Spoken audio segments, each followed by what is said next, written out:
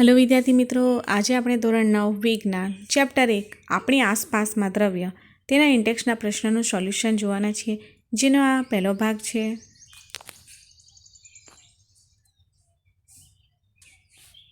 પ્રશ્ન 1 છે, નીચેના પૈકી કયો દ્રવ્ય છે? ખુરશી, હવા, પ્રેમ, સુગંધ, ધિકાર, બદામ, વિચાર, ઠંડી, લીંબુ, પાણી કે અત્તરની સુગંધ? તો અહીં જવાબ આવશે ખુરશી, હવા, બદામ, ઠંડુ પીણું અને અત્તરની સુગંધ એ દ્રવ્ય છે। ત્યારબાદ પ્રશ્ન 2 છે, નીચેના અવલોકનો માટેના કારણો આપો। ગરમ ખોરાકની સોડમ એટલે કે વાસ થોડા મીટર દૂર સુધી પણ આવે છે, જ્યારે ઠંડા થઈ ગયેલા ખોરાકની સોડમ એટલે કે વાસ લેવા માટે તેને વધુ નજીક જવું પડે છે। તો અહીં જવાબ આવશે ગરમ ખોરાકની સોડમ એટલે કે વાસ થોડા મીટર સુધી પણ આવે છે, કારણ કે તે તાપમાન વધતાં કણોની ગતિ ઉર્જા વધે છે, આથી તે હવામાં ભળી જતાં ઝડપથી પ્રસરે છે, જ્યારે ઠંડા થઈ ગયેલા ખોરાકની સોડમ એટલે કે વાસ લેવા માટે તેની વધુ નજીક જવું પડે છે, કારણ કે અહીં કણોની ગતિજ ઉર્જા ઓછી હોવાથી તેનું પ્રસરણ ધીમું થાય છે। ત્યારબાદ પ્રશ્ન 3 છે, તરવૈયો સ્વિમિંગ પૂલમાં પાણીના પ્રવાહને કાપીને આગળ વધી શકે છે। અહીં દ્રવ્યનો કયો ગુણધર્મ જોવા મળે છે? તો અહીં ઉત્તર છે, દ્રવ્યના કણો વચ્ચે ખાલી સ્થાન કે અવકાશ હોય છે તથા દ્રવ્યના કણો એકબીજાને આકર્ષે છે। અહીં દ્રવ્યનો આ ગુણધર્મ જોવા મળે છે। ત્યારબાદ પ્રશ્ન 4 છે, દ્રવ્યના કણોમાં કયા પ્રકારની લાક્ષણિકતા હોય છે? જવાબ છે, દ્રવ્યના કણોની લાક્ષણિકતા નીચે મુજબ છે। 1. દ્રવ્યના કણો અતિ સૂક્ષ્મ હોય છે અને ચોક્કસ દળ ધરાવે છે। 2. દ્રવ્યના કણો વચ્ચે ખાલી સ્થાનો અવકાશ રહેલા હોય છે, તેથી એક જ દ્રવ્ય બીજા દ્રવ્યમાં સરળતાથી મિશ્ર થઈ શકે છે। 3. દ્રવ્યના કણો સતત ગતિશીલ હોય છે, એટલે કે ગતિજ ઉર્જા ધરાવે છે, તાપમાન વધતાં કણોની ગતિ ઉર્જા વધે છે। 4. દ્રવ્યના કણો એકબીજાને આકર્ષે છે। પ્રશ્ન 5 છે, પદાર્થના પ્રતિ એકમ કદના દળને તેની ઘનતા કહે છે। ઘનતા બરાબર દળ ભાગ્યા કદ। નીચેના વધતી જતી ઘનતાનો યોગ્ય ક્રમમાં ગોઠવો। હવા, ચીમનીમાંથી નીકળતો ધુમાડો, મધ, પાણી, ચોક, રૂ અને લોખંડ। તો અહીં જવાબ આવશે હવાની ઘનતા સૌથી ઓછી છે, ચીમનીમાંથી નીકળતો ધુમાડો થોડો વધારે છે, એના કરતાં રૂની ઘનતા વધારે છે। ત્યારબાદ રૂ કરતાં પાણીની ઘનતા, પાણી કરતાં મધની ઘનતા અને મધ કરતાં ચોકની ઘનતા, ત્યારબાદ સૌથી વધારે ઘનતા લોખંડની છે। પ્રશ્ન 6 છે, એ પદાર્થના ભિન્ન અવસ્થાઓના ગુણધર્મોમાં જોવા મળતો ફેરફાર કોષ્ટક રૂપે દર્શાવો। બી. નીચેના દર્શાવેલા યોગ્ય નોંધ કરો। સખ્તાઈ, સંકોચનશીલતા, તરલતા, પાત્રમાં વાયુને ભરાવો, આકાર, ગતિ, ઉર્જા તેમજ ઘનતા। અહીં જવાબ છે, તો ગુણધર્મ જોઈએ આપણે તો આકારમાં ઘન નિશ્ચિત હોય છે, જ્યારે પ્રવાહીમાં તેનો આકાર અનિશ્ચિત હોય છે, વાયુમાં પણ અનિશ્ચિત હોય છે। કદ એ ઘનમાં નિશ્ચિત હોય છે, પ્રવાહીમાં પણ નિશ્ચિત હોય છે, જ્યારે વાયુમાં કદ અનિશ્ચિત હોય છે।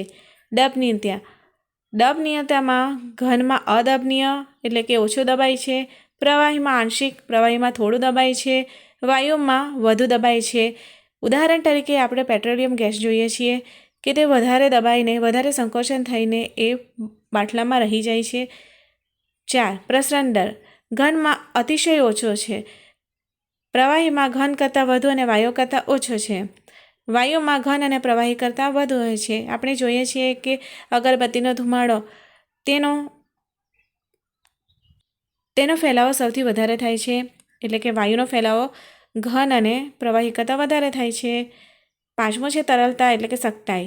ઘનમાં દળ ઘન એ વધુ સખત હોય છે, પ્રવાહી ઘન કરતાં ઓછો સખત હોય છે અને વાયુ ખૂબ જ વહનશીલ હોય છે।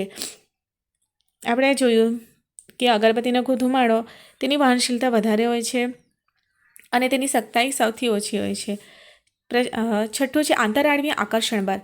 આંતરઆણ્વીય આકર્ષણ બળમાં ઘનમાં મહત્તમ હોય છે, બધાથી વધારે હોય છે, પ્રવાહીમાં ઘન કરતાં ઓછો છૂટાછવાયેલો હોય છે આકર્ષણ બળ, અને વાયુમાં લઘુત્તમ।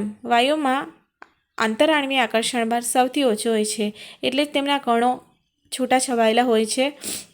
7. ઘટક કણોની ગોઠવણી। ઘનમાં ઘટક કણોની ગોઠવણી ગીચ હોય છે। ઉદાહરણ તરીકે આપણે લોખંડ લઈએ, લાકડું લઈએ તો તેના ઘટક કણો એકબીજાના નજીક હોય છે, જ્યારે પ્રવાહીમાં ઓછી ગોઠવણી હોય છે, પાણીના અણુઓ જોઈએ વાયુમાં અવ્યવસ્થિત ગમે તેમ હોય છે, અસ્તવ્યસ્ત હોય છે, વાયુનો તેમના ઘટકણો દૂર દૂર હોય છે. ત્યારબાદ બી તો જોઈએ સખ્તાઈ.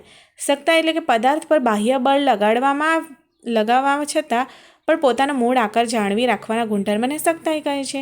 સંકોચનીયતા. સંકોચનીયતા એટલે કે દ્રવ્યના કણો વચ્ચે અવકાશ હોય છે.